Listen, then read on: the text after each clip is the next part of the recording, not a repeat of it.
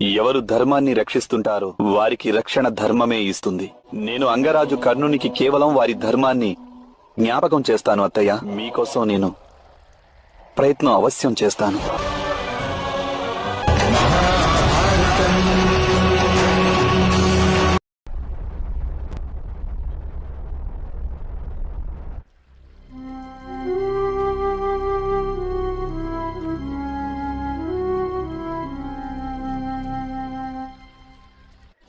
కానీ వాని హృదయంలో ధర్మం గొలువు ఉంది కృష్ణ. ఇన్ని వత్సరాల నుండి నేను వాని సంఘర్షణను గమనిస్తున్నాను. వానికి తెలుసు తనున్న పక్షానికి వారికి ధర్మం సత్యం రెండు లేవని.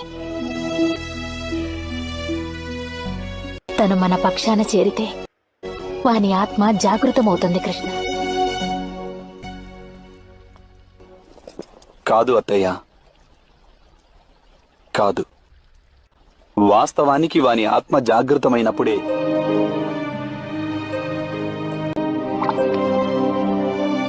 వారు మన పక్షానికి వస్తారు. ఇక ఈ కార్యాన్ని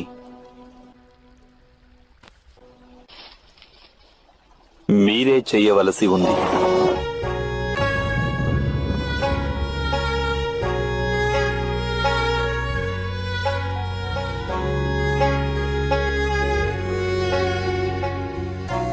నేనా?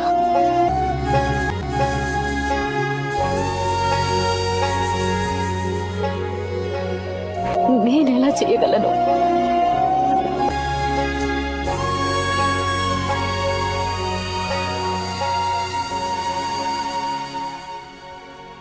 ఎన్నోసార్లు వారికి చెప్పేందుకు ప్రయత్నించాను. వాడు నా పుత్రుడని. కానీ ఒకసారి సమయం కలిసి రాలేదు. ఇంకోసారి సాహసం చేయలేకపోయాను. ఇప్పుడు ఏ మొహంతో నేను వాడి ముందుకు వెళ్ళగలను? ఇప్పుడెలా నా మాటలు నమ్ముతాడు వాడు?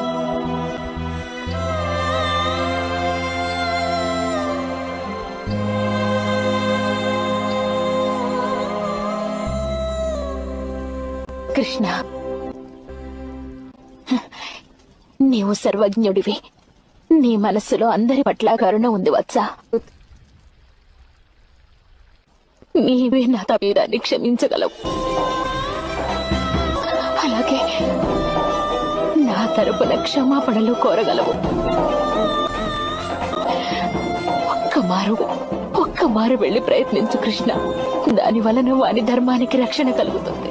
ఒక్క మారు. ఎవరు ధర్మాన్ని రక్షిస్తుంటారో వారికి రక్షణ ధర్మమే ఇస్తుంది. నేను అంగరాజు కర్ణునికి కేవలం వారి ధర్మాన్ని జ్ఞాపకం చేస్తాను అత్తయ్య.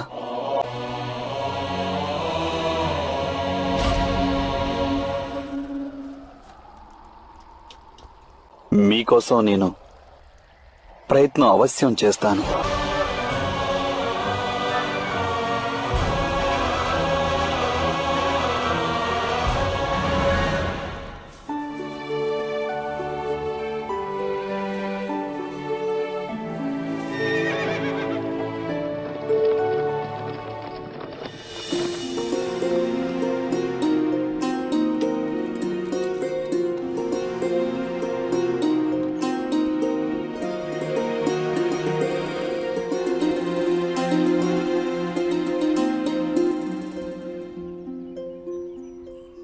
ప్రణామాలు మాత. ప్రణామాలు. మీ పుత్రుడు అంగరాజు కర్ణుడు రాధేయుడనే పేరుతో సమస్త ఆర్యావర్తంలో ప్రసిద్ధిగాంచాడు. అంగరాజు కర్ణుని మనసులో ధర్మాన్ని సుస్థిరం చేసినందుకు మిమ్మల్ని నేను అభినందిస్తున్నాను. ఇది నాకు పరాజయం. నా పుత్రుడు అధర్ములకు సహాయం చేస్తున్నాడు. నా పుత్రుడు హంస వంటివాడు. ఎందుకో గాని కాకుల మధ్య వాడు వసిస్తున్నాడు. ఎందుకంటే వాస్తవానికి తను ఎవరనేది వానికి తెలిసి ఉండదు.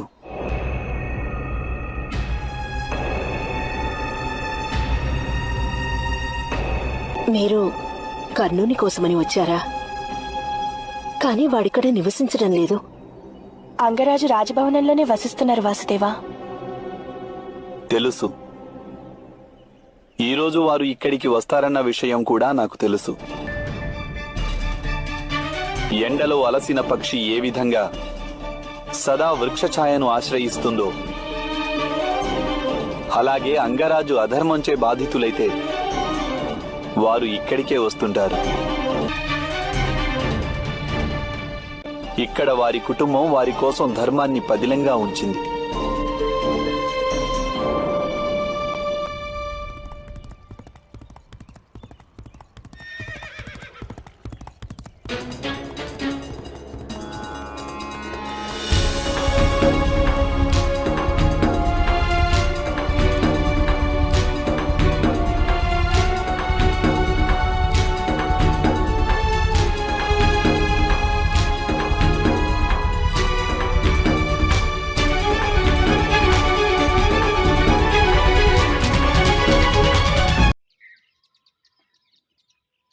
నువ్వంటే ఏంటో నిరూపించుకునేంత వరకు ఇంట్లో వాళ్ళకే కాదు, ప్రపంచానికి కూడా లోకువే. మీరు చేసిన పూజలకు ప్రతిఫలాన్ని ఇచ్చే భగవంతుడు మీరు చేసిన పాపాలకు కూడా ఖచ్చితంగా ప్రతిఫలాన్ని ఇచ్చే తీరుతాడు. అడగకుండానే చెప్పటం అవివేకం, అడిగితే తెలిసి కూడా చెప్పకపోవటం అహంకారం. మీరు చెప్పేది నిజమే అయినా ఎదుటి మనిషి వినడానికి ఇష్టపడనప్పుడు చెప్పకపోవడమే మంచిది. అడవిలో పరిస్థితులు ఎలా ఉన్నప్పటికీ సింహం మాత్రం గడ్డి మేయదు. కష్టపడి బ్రతికేవాడు జీవితంలో ఎప్పుడూ తలదించుకోవాల్సిన అవసరం ఉండదు. మీరు కొన్ని చోట్ల తగ్గండి, మీ ప్రాధాన్యత పెరుగుతుంది. అన్ని చోట్ల తగ్గకండి, మీ విలువ కూడా తగ్గిపోతుంది.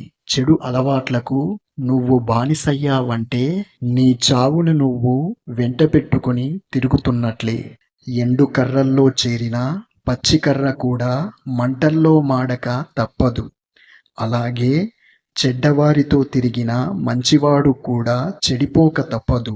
ఎదుటివారి తప్పుల నుండి పాఠాలను నేర్చుకోండి. ఎందుకంటే అన్నింటినీ మీ సొంత అనుభవాలతో నేర్చుకోవాలంటే మీకు ఈ జీవితకాలం సరిపోదు.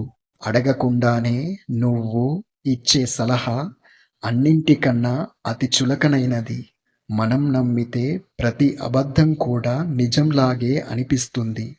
నమ్మకపోతే నిజం కూడా అబద్ధంలాగే అనిపిస్తుంది. మనం జ్ఞానాన్ని సంపాదించనక్కర్లేదు, మనకున్న అజ్ఞానాన్ని విడిచిపెడితే చాలు. మన ఆత్మగౌరవాన్ని చంపుకొని జీవించటం అన్నింటికన్నా హీనమైనది. నీకు ఉన్నదానితో సరిపెట్టుకుంటే ప్రతి చోట స్వర్గమే. నీకు లేని దాని కోసం ఆరాటపడుతూ వేసే ప్రతి అడుగు నరకమే. ఎక్కువగా పూసుకుంటే గంధం కూడా ప్రమాదకరమే. కొన్ని బంధాలు కూడా అలాంటివే. ఎలాంటి ఆందోళన లేకుండా ప్రశాంతంగా నిద్రపోయేవాడే ఈ ప్రపంచంలో అత్యంత అదృష్టవంతుడు.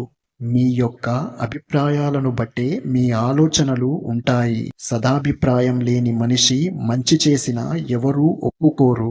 అదుపులేని ఆలోచనలు శత్రువు కంటే కూడా ప్రమాదకరం. జీవితం ఎప్పుడూ కూడా సవాళ్లను విసురుతూనే ఉంటుంది. వాటిని ఎదుర్కొని నిలిచిన వాడే విజేత అవుతాడు.